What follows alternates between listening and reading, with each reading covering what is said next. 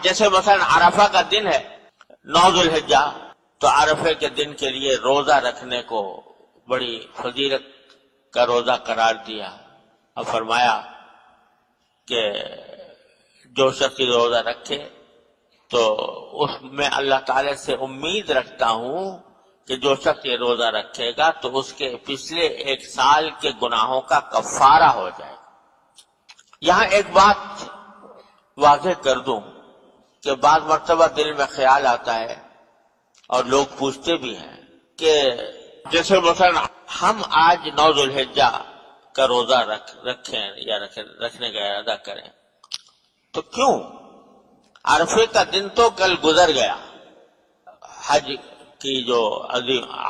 کا جو عظیم ترین رکن ہوتا ہے، سب سے بڑا رکن وقوف عرفات، تو سارے حجاج 25 لاکھ حجاج کل عرفات میں جمع ہو کر وہ رکن ادا کر چکے، وہ تھا درحقیقت یوم عرفہ۔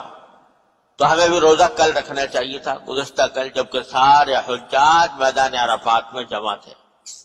اور اب تو لوگ جو ہیں عرفات کا وہ منظر اپنے گھروں میں بیٹھ کے دیکھ لیتے ہیں، تو وہاں جب لوگ حجاج عرفات میں جمع ہیں، اللہ تبارک و تعالیٰ کے حضور حاضر ہیں، دعائیں کر رہے ہیں، وقوف کر رہے ہیں، تو اسی وقت میں ہم بھی عرفہ، یوم عرفہ منا کر اور یہاں پر بھی روزہ اسی دن رکھیں۔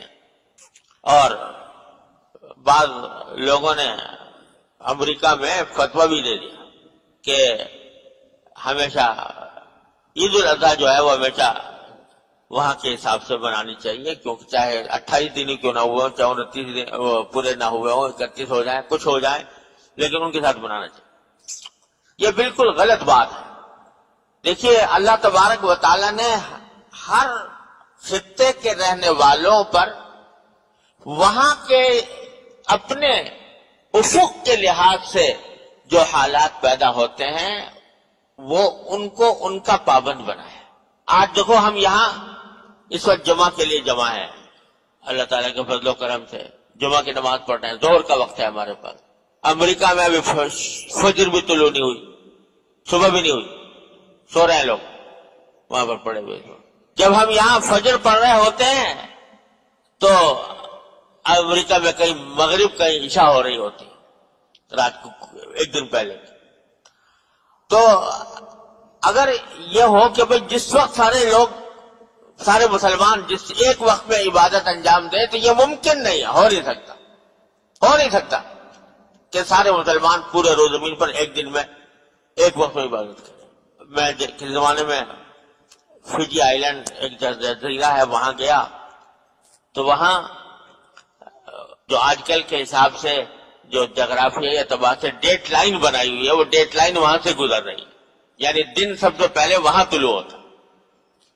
تو وہاں کی ایک بستی تھی، انہوں نے آ کر مجھ سے کہا کہ آپ ہمارے ہاں آئیں، کچھ بیان کریں، اور کہا کہ ہمارے ہاں بیان کرنے کی خصوصی آپ کو امتیاز کی بات یہ بتاؤں کہ ہم نے ہماری جو مسجد ہے وہاں، تو وہ دنیا کی وہ مسجد ہے جس میں ساری دنیا میں سب سے پہلے فجر کی اذان ہوتی ہے۔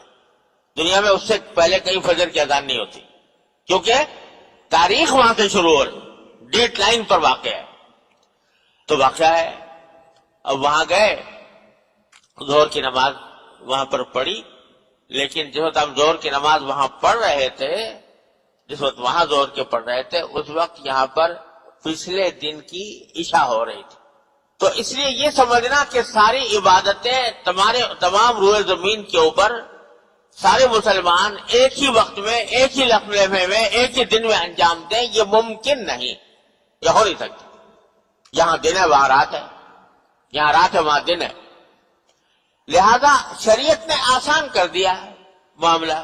آپ کو حساب کتاب لگانے کی ضرورت نہیں کہ بھئی سعودی عرب میں اس وقت کیا ٹائم ہوا ہوگا، لہذا اس کے حساب سے ہم سعودی عرب کے حساب سے یہاں پر ظہر پڑھیں یا عصر پڑھیں یا مغرب پڑھیں، کوئی حساب کتاب لگانے کی ضرورت نہیں۔ تم اپنے افق پر دیکھو، تمہارے افق پر کیا پوزیشن ہے، جو افق پر تمہارے پوزیشن ہے اس کے مطابق تم اپنی عبادتیں انجام دے لو۔ تم نے چاند دیکھا؟ نہیں دیکھا، ٹھیک ہے، نہیں تمہارے اوپر مکلف نہیں ہو، ایک دن بعد کرنا. تم نے تمہارے ابھی دیکھا کہ تمہارے یہاں فجر طلوع ہو گئی، بس نماز پڑھ لو. یہ نہ تمہیں حساب لگانے کی ضرورت نہیں کہ سعودی عرب میں بھی طلوع ہوئی کہ نہیں ہوئی، اور مکے میں جب وہ نماز ہوگی تو سب فجر پڑھیں گے ہم جب مکے میں اذان ہوگی. اس کا ہمیں مکلف شریعت نے نہیں کیا. ہمیں اس بات کا مکلف کیا ہے کہ ہمارے افق کے لحاظ سے جو صورتحال ہے اس کے مطابق عبادتیں انجام دیں. لہذا اگر وہاں ایک دن پہلے چاند نظر آ گیا اور ہمارے ہاں ایک دن بعد نظر آیا، کوئی فرق نہیں پڑتا. وہ ہمارے ایک دن بعد ہم عید الاضحیٰ منائیں گے، وہ ایک دن پہلے منائیں گے. وہ ایک دن پہلے عرفات میں بیٹھے ہیں، ہم ایک دن بعد.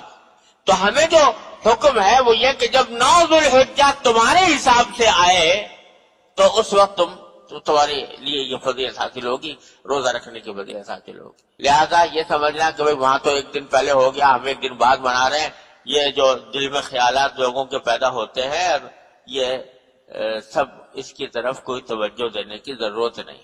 بعض لوگ اس کو اپنے بذا میں خود یہ سمجھتے ہیں کہ بھئی اب تو سائنس کا دور ہے، تو سائنس کے دور میں کے لحاظ سے اب جب وہاں عرفات کا دن ہو گیا تو ہمیں کیا ضرورت ہے، ہمیں بھی اسی کے ساتھ کر دینا چاہیے. تو کہ ارے سائنس کی بات نہیں، سائنس کی الٹی کی بات.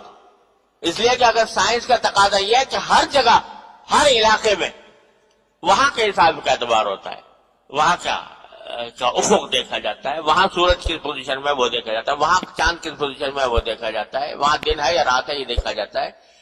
تو سب کو مکہ مکرمہ کے اور مدینہ طیبہ کے تابع نہیں کیا جا سکتا، نہ ممکن ہے، نہ عملاً ممکن ہے، نہ عقلاً ممکن ہے.